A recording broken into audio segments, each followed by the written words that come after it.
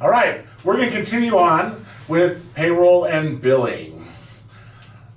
So first of all, we have a new exception sheet. It looks a lot the same, but as you see, there's no place on it for extra work. The exception sheet, most importantly, fill out completely and accurately. If you do not fill it out accurately and completely, it will be returned to you and it could affect your pay.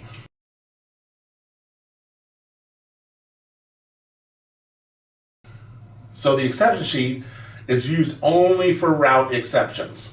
Nothing else. Nothing else goes on that sheet except your route exception.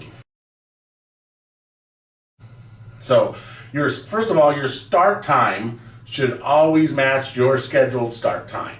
There should be no difference between your scheduled start time and your written in start time. We only pay you from your start time, scheduled. Also, only the end time should be the exception. That's the only thing that's going to change from your schedule is your end time. So make sure that that's accurate. And if the variance between your scheduled end time and your actual end time is more than 15 minutes, you must get approval from dispatch. You must have Thomas or whoever's at dispatch at the time sign off on your exception form.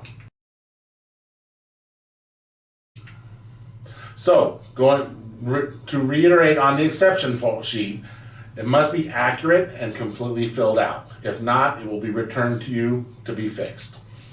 It must be turned in on time. We all know when the deadlines are. You must turn your exception sheet in on time. If you do not turn your pay in on time, then you may not get paid on that pay period. You will get paid, but it may not be on that pay period. It must be legible. So I got to be able to read it. Kevin's got to be able to read it. Dispatch has got to be able to read it. So we all know how sometimes when we're in a hurry, our handwriting can get a little messy. Let's make sure they're clean and legible. And over 15 minutes difference in your end time, you must get approval. And we will verify these things with GPS. So, failure to do any of these things may lead into a delay in pay.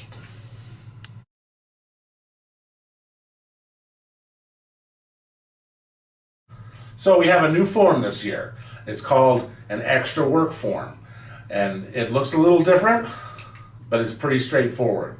This form is used for any extra work, such as bus washing, cleaning your bus, any extra tasks they have help you do in dispatch. If you help in anything that's not your route, anything not related needs to go on this extra work form. It must be assigned and it must be approved, or else you will be questioned about the time. Okay?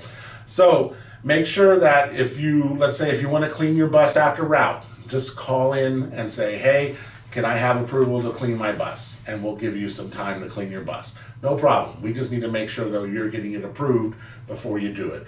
If you help out in dispatch by filing or answering phones, you need to fill out this extra work form, and Thomas or the dispatcher will sign off on it. So whoever assigned you the work, they need to approve it. So let's talk about the daily bus report, the DBR. Same thing. Make sure you fill it out completely and accurately. We need to have we use this report for billing, and we have to have correct times on it. And make sure you do a new DBR for each task. So if you run route BO1 elementary and you run route BO2 middle school, you need a separate DBR for each one of those.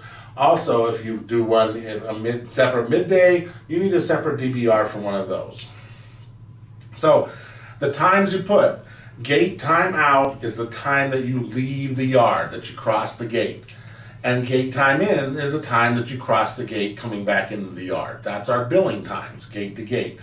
So it's time in and out of the gate. And we ask that you fill out your odometer. Please be accurate with those and make sure you're recording the right times, because we do have to report those numbers to the state.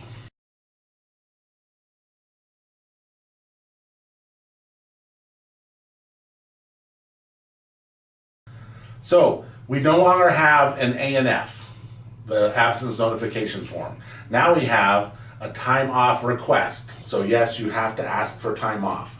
So please don't turn these in any sooner than 2 weeks before the time you want off. If you turn one in for next year, I'm not going to accept it. I'll return it to you.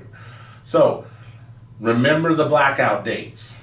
Okay, we have blackout dates till the middle of September, so we don't not giving any time off then. And also, there's no approved time off until we're fully staffed. So until we hit 266 drivers, there will be no approved time off. So please plan your appointments around your work schedule. Middays are not a big deal. We can cover middays, but please, we know how I know how things are around here and how hard it is to get to see doctors and dentists and things, and sometimes it's unavoidable, but do your best to plan your appointments around your work schedule.